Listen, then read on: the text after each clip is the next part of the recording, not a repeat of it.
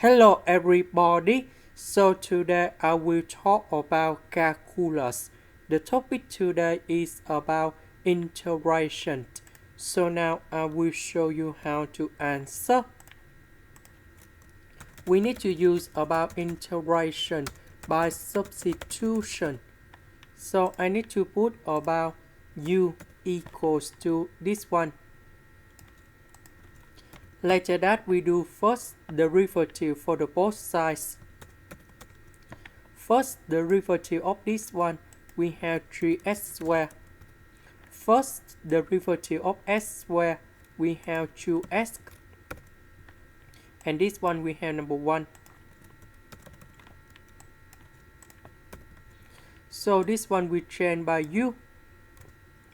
And this one we change by du. The integration of this one, we have ln of the absolute value of u, and we put about c. About u, that is about this one. And this is the final answer. This is the end. Thank you for watching.